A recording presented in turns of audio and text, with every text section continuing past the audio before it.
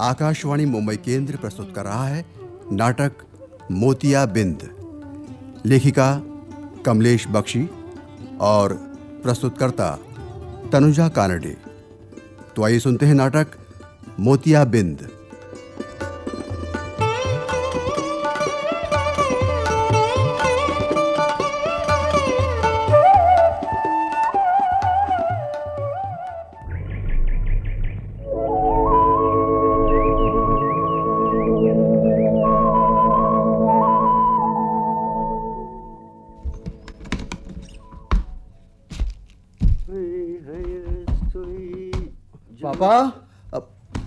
पापा, आप? अरे जा रहे हैं तो उदास हो गया क्या? नहीं पापा। तो फिर मुंह क्यों लटका लिया? तुम्हें आश्चर्य हो रहा है। तुमने सुना नहीं रंजन सुबह क्या कह गया था? शाम को तैयार रहना, छोटी बहू को नौकरी ज्वाइन करनी है। बच्ची की देखभाल के लिए कुछ समय तक रहना होगा ना, जब तक उनकी आया ठीक ठाक बच्चा संभालने लायक न हो जाए तब तक। पापा, रंजन ने केवल माँ के लिए कहा था। आप तो यहीं रहेंगे ना? फिर आप क्यों सामान पैक कर रहे हैं? क्यों भाई, मैं यहाँ क्यों रहूँगा अकेला? बुढ़ापे में जुदा मत करो भाई। आप जानते हुए भी अनजान बन रहे हैं पापा। मंजू नीतू 2 बजे स्कूल से आ जाती हैं। बड़ी होती लड़कियां अकेली कैसे रहेंगी भला? आप तो जानते हैं कि ज़माना कितना ख़राब है। आपको मालूम है कि हमें आते आते शाम को 6 बज जाते हैं। अरे बहू को नौकरी छोड़ देनी चाहिए। तुम्हारा वेतन अच्छा है, या फिर शाम को घर में बैठने के लिए कोई आया रख लो। लड़कियां समझदार हैं और वहाँ बच्ची छोटी है, वहाँ हमारी ज़्यादा ज़रूरत है। पापा, सुबह जो मेहरी आती है ना, कपड़े झाड़ू पोता करने, इतने सालों से आप रह रहे हैं तो सब हो जाता है। हम तो 9 बजे चले जाते हैं और फिर पार्ट टाइम। शाम को मिलना मुश्किल। दिन भर के लिए रखो तो मोटी पगार, खाना कपड़े अलग से। आप यहीं रहें, आप यहीं रहेंगे तो हम सब निश्चिंत रहेंगे। आपके बिना हमारी गृहस्थी की गाड़ी चल ही नहीं सकती है। जो अकेले रहते हैं, जिनके बच्चे हैं, पति पत्नी दोनों नौकरी करते हैं, उनसे सलाह मशविरा करो। सुन रही हो?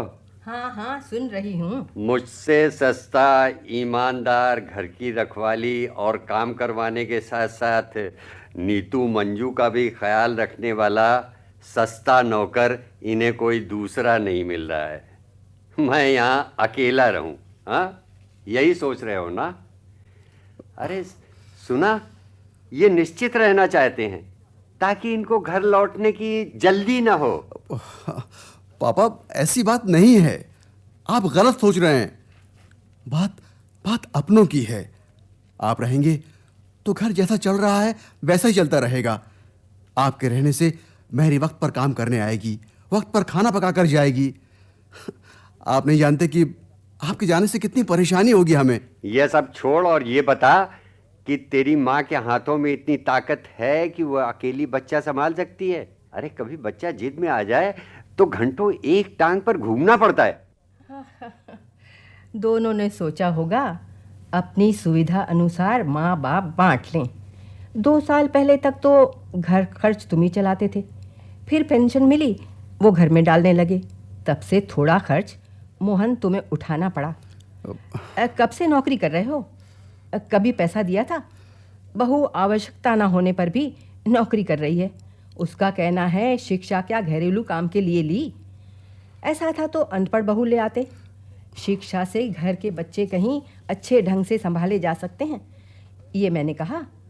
इस बात पर कितने दिन तक मुंह फुलाए रही, याद है ना? ऐसी बात नहीं है माँ। तुम दोनों कितने वेतन लेते हो, क्या करते हो? कभी बताया तुमने? क्या पिता छीन लेते? तुम्हारे प्रोग्राम बन जाते हैं, एक दिन पहले हमें पता चलता है। कहीं अपनापन तुम लोगों ने दिखाया भी? अरे अरे अरे अरे, ये क्या लेके बैठ गई तुम? बात कुछ और हो रही है और तुम कुछ और लेकर के बैठ गई। वैसे भी जो कह रही हो क्या ये लोग नहीं जानते? मोहन को क्या कह रही हो? रंजन ने भी कभी बताया? माँ बाप जिंदगी भर देते रहते हैं, तुमने तो दोनों की जिम्मेदारी भी अपने सर पर ले ली। इनकी बेटियां मैंने पाल दी, ये पालते तो मालूम होता। तुम इन्हें पढ़ाते हो, वार्षिक नतीजे का सर्टिफिकेट देख बेटियों को ट्रीट देने होटल ले जाते हैं। तुम्हें इनाम देते हैं एक वाक्य, पापा आपकी मेहनत का फल है। बात कुछ नहीं है, फिर भी चोट पहुंचती है। बेरुखी बातें। आप ही तो कहते हैं होटलों का खाना आपको हजम नहीं होता। होटल का खाना? एक बार इसका पेट खराब था तब कहा था। वही पत्थर की लकीर हो गई क्या?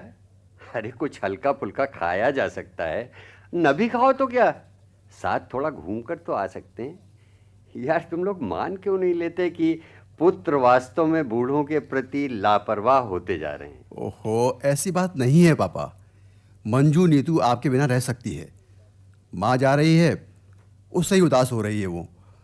जन्म से ही उनके साथ ही तो सोई है ना वो। तुम्हें तुम्हारे पिता का त्याग नहीं दिखा।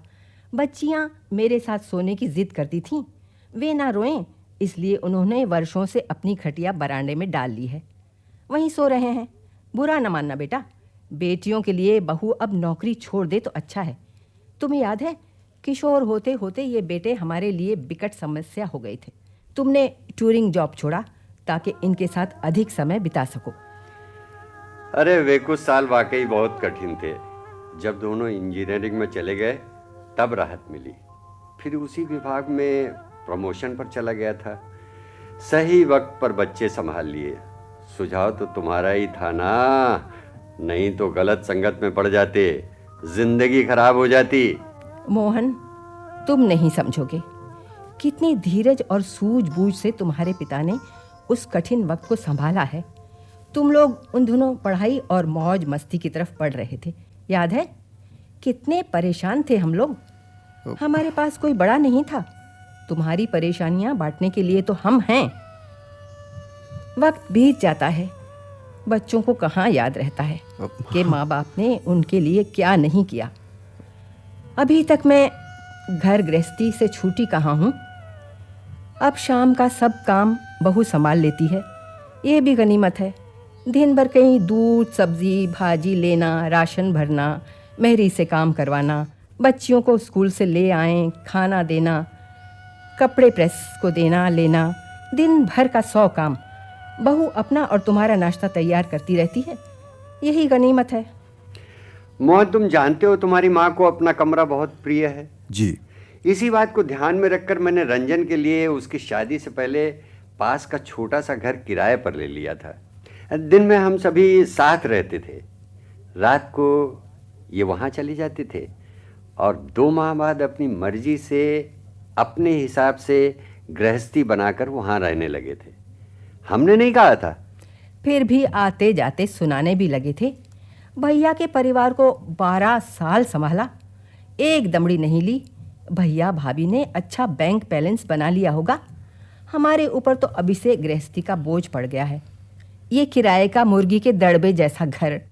उसकी बातों से तंग आकर मैंने प्रोविडेंट के फंड के पैसे से उसे भी मकान बनवा दिया था। गृह प्रवेश पर गए थे हम, फिर कभी बुलाया ही नहीं। हम ही बुलाते रहे। पापा, माँ, आप लोग कैसी उखड़ी उखड़ी बातें कर रहे हैं? जरूर आपको कोई गलत फहमी हुई है। आप दोनों को हम सब बहुत प्यार करते हैं, इज्जत करते हैं आपकी। मैंने सब सुन लिया था बेटा, तुम लोगों को बातें करते। मेरे कमरे ना छोड़ने पर भी, इनके पेंशन बंद करने पर भी बहुत कुछ कह सुन रहे थे तुम लोग। पैसा नहीं देंगे तो दोनों को क्यों रखें? हो। मैं लोगों को बहुत नसीहत देता था, खुद भी वही गलती कर बैठा। रंजन को मकान बना दिया, खाली हाथ हो गया। ये मकान मेरे नाम है, वो मकान तुम्हारे नाम, उससे क्या फर्क पड़ता है? इनका रुख देखकर ही पेंशन 6 माह से देनी बंद कर दी है। इंश्योरेंस का भी थोड़ा सा आ गया तो राहत मिली। हमें जरूरत पड़ जाए, किसके आगे हाथ फैलाएंगे? तभी से मोहन और उसकी पत्नी का व्यवहार बदला है। हम कितना जिएंगे? ये बिना पैसे लिए हमें रोटी नहीं खिला सकते। अरे रोटी की बात छोड़ो, मकान रंजन को बना दिया तब भी चैन कहाँ? सुना नहीं, रंजन कह रहा था भैया को कितना बड़ा घर बनवा दिया, आगे पीछे जमीन बगीचा, उसकी कीमत भी बहुत ज्यादा होगी। और इधर मोहन कहता है रंजन को नया घर बनवा दिया, उसे तो 10 साल देखने की जरूरत भी नहीं, और हमें ये खंडहर दे दिया, हर साल हजारों लगेंगे। कितने असंतुष्ट हैं दोनों। अच्छा किया पेंशन जमा करने लगे, सही वक्त पर समझ आ गई। ये हमारी आंखों के तारे, किसे मालूम था मोतियाबिंद बन जाएंगे। पेंशन न देने का निर्णय कैसे लिया? अरे भाई, मैं सचेत हो गया बिशन सिंह को देखकर। जानती हो, हाँ, क्या हुआ? बीमार था तब रोज ही उससे मिलने जाया करता था। वे बारी बारी सभी बेटों के पास रह रहे थे। पत्नी की मृत्यु के बाद लड़कों के बढ़ते झगड़ों से तंग आकर कोठी बेचकर सबको अलग अलग घर दे दिया। बता रहे थे, सोचा था अपने हाथों बांट दूं। मेरा क्या अकेली जान है, बारी बारी सबके पास रह लूंगा। और ये निर्णय बहुत ही गलत साबित हुआ। अच्छा? एक दिन बड़े दुखी थे। बता रहे थे दिन गिन गिन कर रखते हैं, कुछ दिन ऊपर हो जाएं तो जिसका नंबर है उससे कहते हैं ये मेरा ही बाप है, तुम्हारा बाप नहीं है क्या? याद से ले जाया करो। आज पैसा होता तो सब ठीक रहता, जिसके पास रहता उसे देता, मुफ्त में कोई नहीं खिलाता। अंतिम दिनों में भी कोई अस्पताल नहीं ले गया। ले कैसे जाता? जो ले जाता उसे बिल भरना पड़ता ना। मैंने कहा भी उसके बड़े लड़के से, जो खर्च आएगा चारों मिलकर बांट लेना। अरे अस्पताल तो ले जाओ, ठीक हो जाएगा। मगर सब कन्नी काट गए। बड़ा लड़का बोला, अरे इन्हें कोई बीमारी तो है ही नहीं, बुढ़ापा है बुढ़ापा। अच्छा हुआ, जल्दी निपट जाएगा। तब से तुमने पेंशन बंद की, मेडिक्लेम करवाया। तुम्हारे मित्र संयुक्त परिवार में जैसा रह रहे थे, रहते तो ठीक होता, मरने के बाद बंटता रहता। दोनों को घर संभालने के लिए रोटी कपड़े पर, सिर्फ रोटी कपड़े पर कोई विश्वास वाला व्यक्ति मिल जाए तो फिर। वैसे हमें बेटे बहू से कोई शिकायत नहीं थी, सभी अच्छे चल रहे थे। पेंशन बंद करने के बाद ही बदलाव आया। बहुएं नौकरी करें, आर्थिक रूप से पांव पर खड़ी रहें, स्मार्ट बनी रहें, इसीलिए कर रही हैं काम। स्मार्ट बनी रहने के लिए कपड़े, ब्यूटी पार्लर, जिम, ये भी जुड़े रहते हैं। होटल, पिक्चर क्लब, पहाड़ों की सैर, दोनों कमाते हैं तो खुलकर खर्च करते हैं।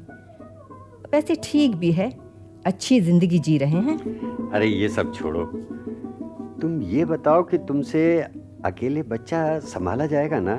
रंजन ने एक लड़की रखी है, कह रहा था, और मोहन भी अपनी जगह ठीक है। तुम्हें यहीं रहना चाहिए, हमें भी तो पोतियों के बारे में सोचना चाहिए ना। अरे भाई, तुम में ताकत थी तो मोहन की बच्चियां पाल दी।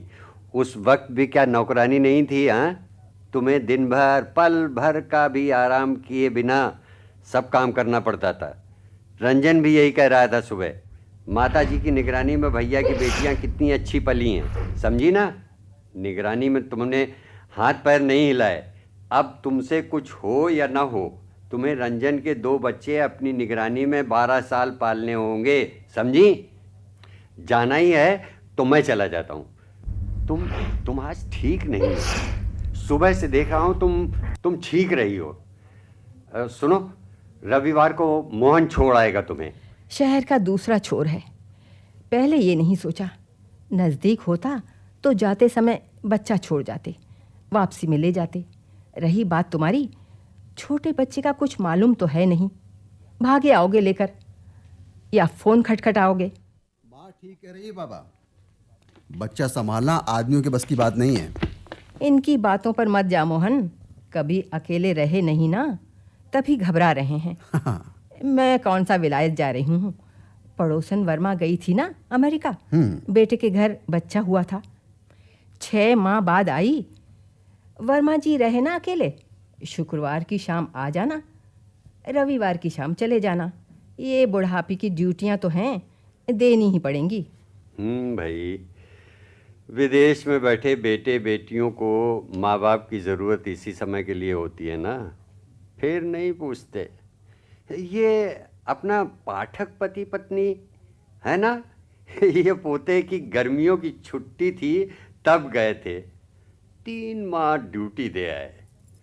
बेबी सिटिंग करने जाते हैं माँ बाप, किराया लगाकर बुलाते हैं तो भी बेबी सिटर से सस्ते पड़ते हैं। फिर माँ बाप तो अपने होते हैं, प्यार से घर और बच्चा दोनों संभालते हैं। वैसे किराए के लोग तो नहीं संभाल सकते ना, वहाँ तो स्कूल छूट जाने के बाद भी बच्चों को रखने की व्यवस्था होती है। क्या करें, वे दोनों लोग जब नौकरी करेंगे तो फिर दूसरी व्यवस्था तो करनी ही पड़ेगी बच्चों के लिए। अरे भाई, ये संयुक्त परिवार टूटते नज़र आ रहे हैं, यहाँ भी ऐसा ही होगा और कोई चारा भी नहीं है। सच कह रहे हो, यहाँ भी ऐसी चलन चली है। बच्चे एक शहर में रहकर भी साथ नहीं रहते। हम भी देख रहे हैं ना, हमें ही ले लो, क्या हम भी बेबी सिटिंग के लिए नहीं बंट रहे हैं? ये लड़कियों की टेबल यहाँ क्यों ले आए मोहन? मैं क्या हमेशा के लिए जा रही हूँ? महीना 2 महीना रहूंगी, आया ठीक हो जाए, संभालने लगी सब कुछ, तब आ जाऊंगी। जी।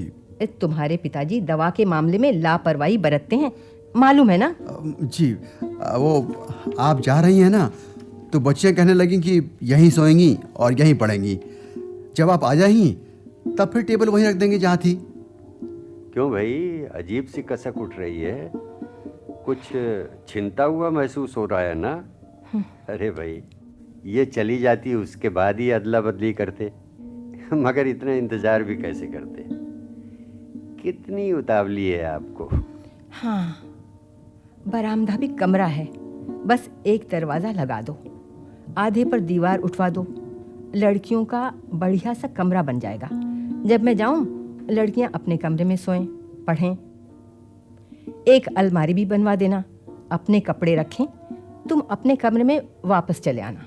सच कहा भाई, कल को कह ही देंगे दादी के कबाड़ की चाबी हमें दे दो, हम अपने कपड़े भी यहीं रखेंगे। एक बार कब्जा हुआ, वहाँ से हटाना मुश्किल होगा भाई। पापा आप तो हद कर रहे हैं। क्यों? ऐसी कैसी कल्पना कर रहे हैं आप? ऐसा कुछ भी नहीं है। आपकी सोच इतनी बदल कैसे गई है? कैसी बहकी बहकी बातें कर रहे हैं आप? आगे पीछे ऐसा ही सुनने में आता है बेटा। बच्चियों के लिए ही नहीं, बूढ़ों के लिए भी ज़माना ख़राब आ गया है। ये जहाँ जा रही है ना, वो घर रंजन का है। ये घर जिसे इसने बनाया है, इसकी ज़िंदगी का लंबा सफ़र इससे जुड़ा है। ये पेड़, ये पौधे, एक एक इंच जगह इसके स्पर्श से जुड़ी है। रंजन ठीक कहता है, उसके घर से इसकी कीमत बहुत ज़्यादा है, ज़्यादा बड़ा है। क्यों दिया तुम्हें? क्योंकि हमें जीवन पर्यंत यहीं रहना था, समझे? ये घर इसका है, ये घर तुम्हारी माँ का है।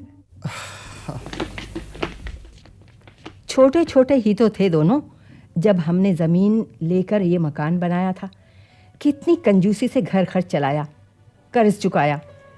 हाँ भाई, ये नीम का पौधा मकान बन जाने पर हम दोनों ने रोपा था। छत के ऊपर छांव किए है, पक्षियों का बसेरा है। जब सूखे पत्तों और निम्बोलियों से आंगन भर जाता है तब तुम पेड़ पर गुर्राती हो। बस यही मुसीबत है इसकी। ये तो तुम्हारा आधा डॉक्टर है तो बहुत गुण है नीम में। इन लड़कियों के लिए थोड़े से नीम के पत्ते उबालकर उस पानी से नहलाती थी, कभी फोड़ा फुंसी नहीं निकली।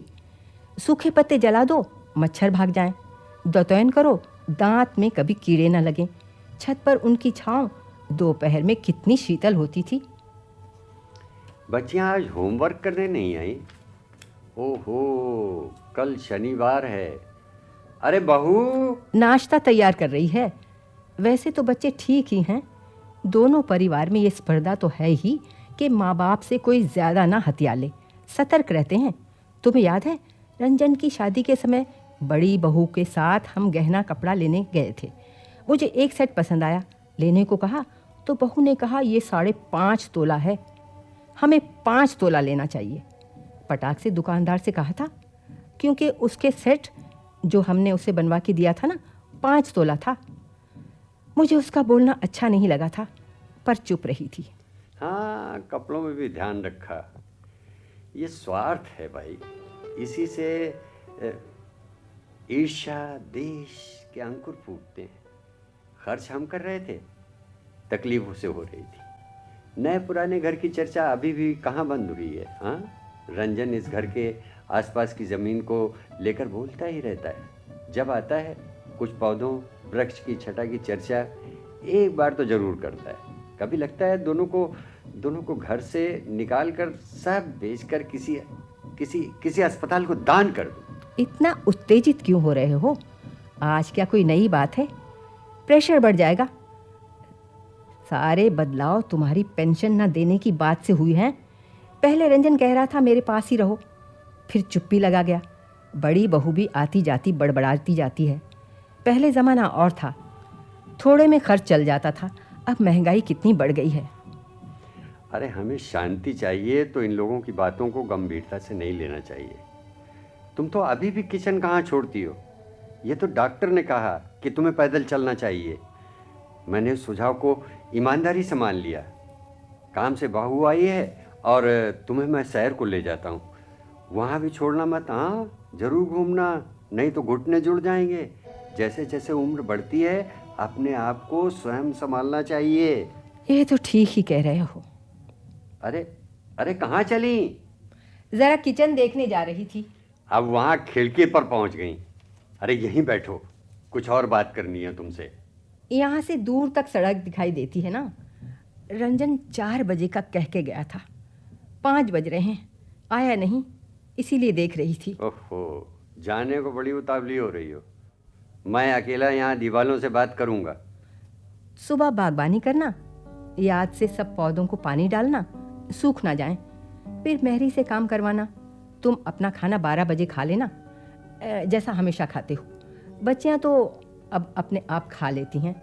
आराम करना, पोतियों को पढ़ाना, शाम को घूमने चले जाना, यही है ना दिनचर्या। दिन बीत गया। तुम्हें कन्याकुमारी देखने की इच्छा थी ना? वो तुम्हारी सहेली थी ना जो वो कन्याकुमारी घूमने गई थी, और वहाँ से वापस आकर उसने विस्तार से तुम्हें पूरी जानकारी दी थी। सूर्यास्त, सूर्य उदय से अद्भुत सुंदर दृश्य की चर्चा की थी। एक बार नैनीताल की बात भी की थी ना उसने। हाँ, इतना दूर नहीं जा सकते तो नज़दीक ही सही। कहाँ से याद आ रही है पुरानी बातें? तब जब मन था, अब समय बीत गया है। आज तो परिस्थितियाँ जैसी हैं उसी में खुश रह के शांत रहना चाहिए। कैसे विसार दूं सब बातें? आज अतीत सामने आ गया है। न तुम्हें समुद्र दिखाया, न जहाज, न पहाड़। तस्वीरों से, फिल्मों के सीन से बस मन बहलाती रही। गृहस्थी खींचते कितना लंबा समय बीत गया। बच्चे हर साल कभी दूर कभी नज़दीक जाते हैं। बच्चियां अपने पास रखकर तुमने बहू को भेजा था। अरे ये तो छोटी छोटी हैं, इन्हें क्या समझेगा? तुम बंधे रहोगे, बड़ी समझने लायक हो जाएं फिर घुमाना।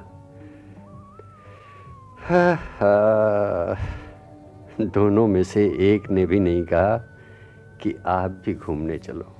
मैं तो सच्चाइयों से दूर ही घूमता रहा। तब कितना मूर्ख था मैं। और अब जब पेंशन देनी बंद की, पहले क्यों नहीं चेता? रिटायरमेंट के बाद तुम्हें एक बार भारत दर्शन करवा लाता। सुबह का भूला शाम को घर को लौट आए तो भूला नहीं कहते। कैसी बातें कर रहे हो? इतने समझदार होकर भी बच्चों की स्वार्थ भावना दुख तो पहुंचाती है। फिर भी बच्चे तो हमारे हैं। मैं सब समझता हूँ। हमने आज तक अपने बच्चों की सब इच्छाएं पूरी करवाई, और अब जाओ बहू के घर, खुशी खुशी से कहता हूँ। और अब हम चलेंगे। अब मैं तुम्हें घुमाऊंगा। बस 1 माह में रंजन की व्यवस्था ठीक करवा देना, और उसके बाद बच्चियों की छुट्टी हो रही है तब। अब इस उम्र में घूमने जाएंगे? पैसे भी कहाँ हैं बहुत, कितनी महंगाई है। हमारे लिए तीर्थ, पहाड़, समुद्र सब कुछ बच्चे ही तो हैं। फिर दवाइयों का पिटारा लिए लिए साथ साथ घूमना। अरे अपने बच्चों से भी पूछ लेना, माँ बाप की सेवा उनके लिए तीर्थ है। आज हमें जरूरत पड़ जाए तो हम अपना कर सकते हैं। हाँ, बिशन सिंह वाला हाल नहीं होगा। माँ तैयार हो? हाँ बेटा, चाय नाश्ता खा लो पहले। सुनो, रंजन आ गया? हाँ। तुम भी चाय पी लो। रंजन जी। ये नहीं जाएगी जी? हाँ? तुम लोग अपनी अपनी गृहस्थी खुद संभालो। अभी मेरी पेंशन इतनी है कि हम दोनों मजे में खा सकते हैं, घूम सकते हैं, किराए का घर लेकर अलग रह सकते हैं। पिताजी आप क्यों परेशान हो रहे हैं? परिस्थिति ही कुछ ऐसी है, माँ को ले जाना पड़ रहा है। आपको भी ले चलता, पर भैया भी अपनी जगह ठीक हैं, इसीलिए माँ को ले जा रहा हूँ। और मैं कह रहा हूँ कि माँ नहीं जाएगी। क्यों बेचैन हो रहे हो? बस 1-2 माह की तो बात है, इतने में कोई ना कोई ढंग की आया मिल ही जाएगी। आजकल तो अधिकांश लड़कियां नौकरी कर ही रही हैं, सभी की व्यवस्था हो जाती है। हमारा भी फर्ज है, अभी भी थोड़ी ताकत है, बच्चों के कठिन समय में साथ देना चाहिए। जब नहीं होगा हाथ जोड़ लेंगे। संयुक्त परिवार अच्छे थे, सब एक दूसरे का सुख दुख बांट लेते थे। अरे हमारी तो मजबूरी थी कि अकेले रहे, इनकी तो नहीं थी ना। एक बार भी कहा कि सब साथ रहें। अब इस उम्र में क्यों बंटवारा कर रहे हो हमारा? अरे बैसाखियां बनते तुम हमारे बुढ़ापे में, मगर बनकर रह गए हो मोतिया बिंद। सुनो, तुम भी टूरिंग जॉब करते रहे हो, मैं अकेली रहती थी, मैं भी घर बच्चे संभालती थी। अब मैं भी टूर पर जा रही हूँ। घर बच्चे संभालना, समय से खाना, ठीक से रहना। शनिवार को आ जाना, नहीं शुक्रवार की शाम को आ जाना। सुनो, देखो कन्याकुमारी का टिकट। हाँ, 1 माह के बाद हम दोनों मिलकर घूमने जाएंगे। सच? कन्याकुमारी? सच? हाँ। मंजू नीतू से रात को बातें करूंगी। अभी वे सहेली के जन्मदिन पर पार्टी में गई हुई हैं। और सुनो, नीम के पेड़ को प्यार जताना नहीं भूलना। और सुनो, हम लोग जरूर जाएंगे इस बार। हाँ, अकेले कन्याकुमारी घूमने के लिए टूर पर। हाँ, जरूर जाएंगे।